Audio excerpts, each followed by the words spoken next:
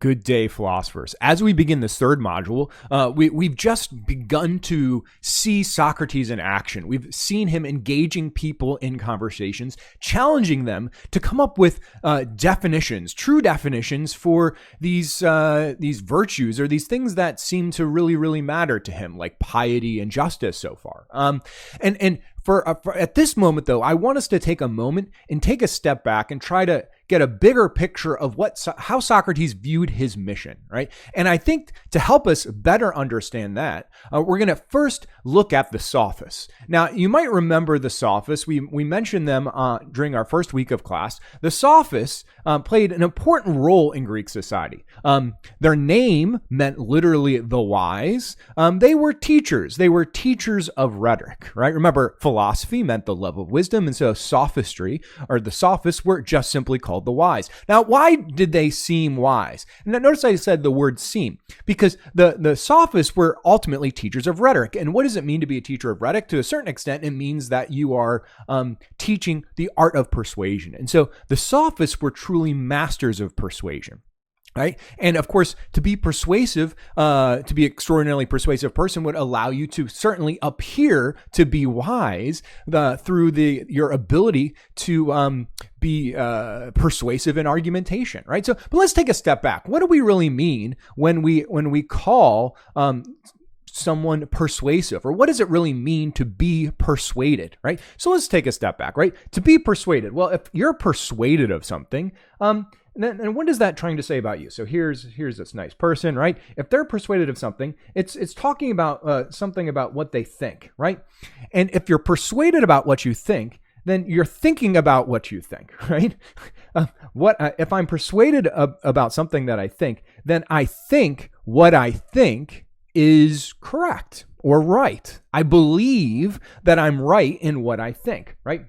So to be persuaded is that you believe, right? I believe I am correct in what I think, right? Now, if I am correct, that says correct. If I'm correct in what I think, then another way of saying that is that I think my ideas are true.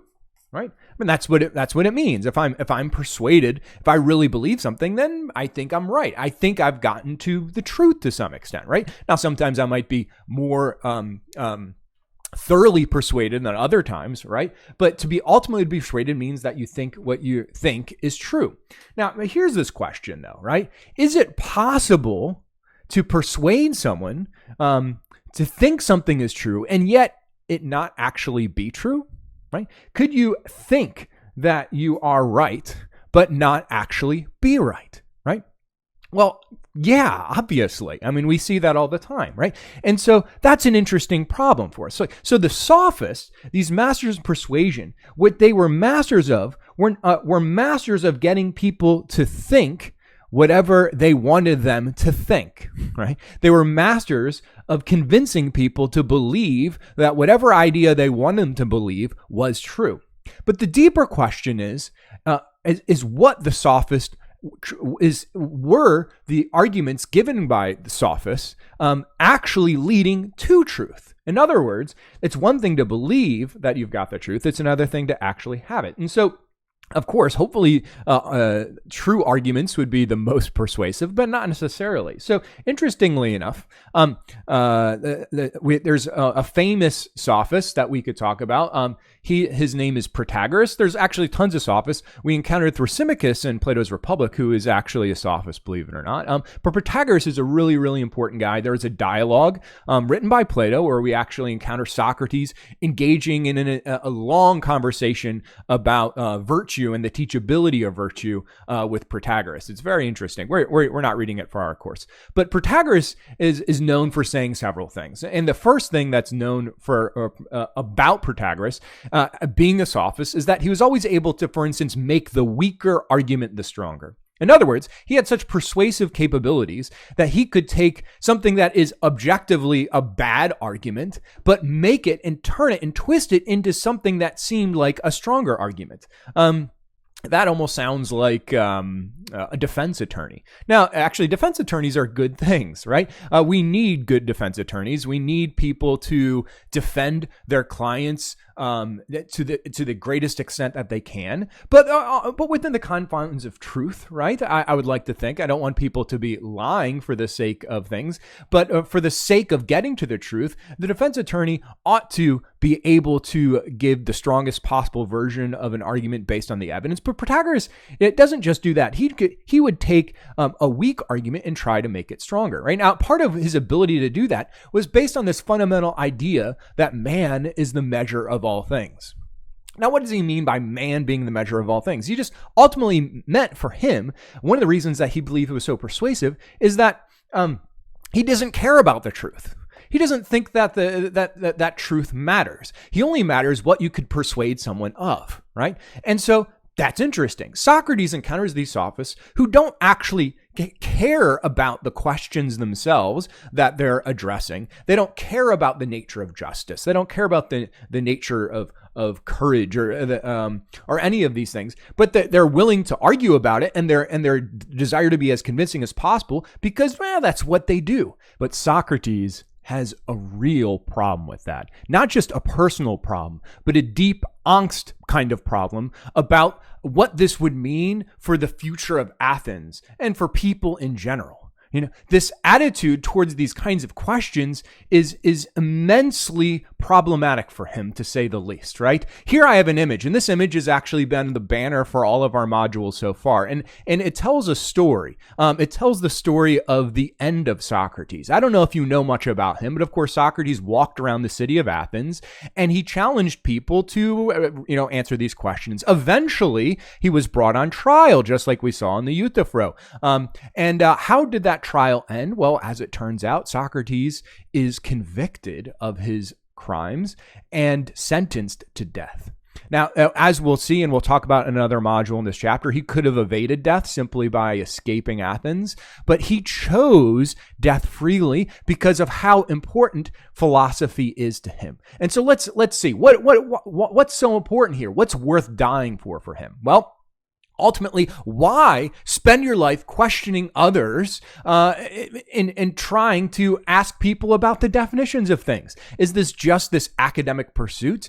Well, for him, it was one worth dying for. And for him, the fundamental notion, of course, was that as a lover of wisdom, we can never be satisfied with just opinions. And that's essentially all that the sophists would ever provide for us. Very persuasive opinions, right? But why should we just not be persuaded by opinion? Well, Socrates says we are way too easily persuaded.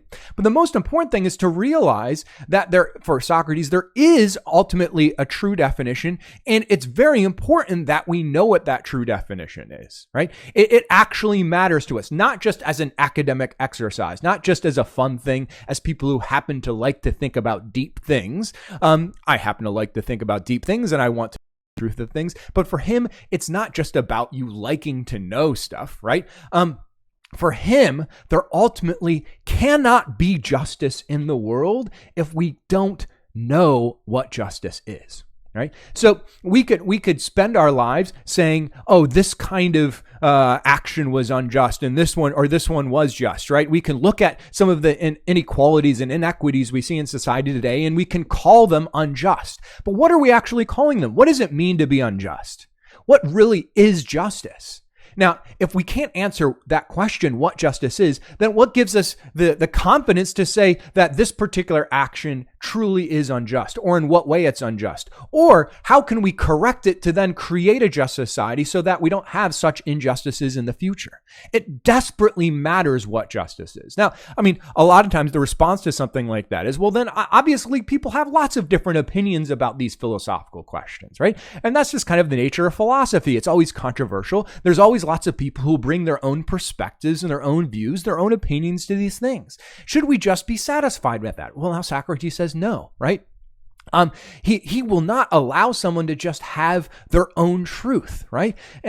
What does it mean when someone says they have their own truth? I mean, there is truth to someone saying you have your own truth. What do we mean? And we'll actually talk about this notion a little bit more when we talk about Aristotle, because I think he deals with this in a more subtle way than Socrates. Socrates uses an axe and he cuts things down, while Aristotle is a little bit more careful in how he talks about this. But when we say that someone almost has their own truth, what they're saying is they have their own life experiences, they have their own belief systems that they come from, and as they deal with these real life experiences, their own perspectives, and these belief systems, someone reflectively can kind of come to certain conclusions about things, and there's a certain amount of validity to that because it's based on something very real, their actual experiences. But for Socrates, he says, okay, of course, everyone has that. But when it comes to what justice is, you can't have contradictory views about what justice is both be true at the same time. And you can't just be satisfied with you saying, well, you think justice is this kind of thing, and I think justice is this, and we'll all just live happy lives. He says, no. We need to evaluate those notions. We need to let go of them to the extent that we actually want to get to the truth of these things, because it matters for society. For us to just be okay with lots of people having different views of these questions that matter without critically examining the reasons that people have and leading them to evaluate those reasons for themselves, the way Socrates does, is to ultimately say that those questions don't matter. If everyone's answer is equally correct and yet they contradict, then it's like it doesn't really matter what the answer to that question is. You're just saying that there is no answer. Well, if there is no answer to what justice is, then we'll never have justice. For him, it matters, right? And for him, there could be no idea that's more dangerous to the world itself, more dangerous to Athens and society. So why does Socrates choose death? He chooses death, right? This is him going to his death. He was sentenced to death by drinking hemlock, a poison, right? And he doesn't look like he's going to his death reluctantly. He looks like he's almost the victor in this scene. And those that hand him the cup do it with some reluctance, because as much as Socrates was a very difficult person, and as much as he's kind of a jerk, he was the gadfly of Athens, stinging people out of their slumber. He did it for a reason, because he wants us as people to realize that it's great that we have our own personal perspectives and views on these things, and they're important for us to bring, but they absolutely need to be critically examined so that we can distinguish those elements of it, those conclusions that we draw that are really true, and those that aren't true, and that these questions are worth critically examining. Socrates famously says that the unexamined life is not worth living. Now that's pretty harsh criticism, but that is his view here, and that's his idea of philosophy. That while philosophical questions often lead to many, many answers, and many people have different kind of their own philosophical views on things, it's our task as philosophers, because of our love of wisdom and because of our love of the world itself, to not just be satisfied with partial, incomplete opinions, but to seek the truth of these answers themselves. So that's what Socrates believed, and that's what he died for. And that's what we'll see a little bit throughout this module, this class, through the end of our course. Okay? I'll catch you guys in the next lecture, and have a beautiful day.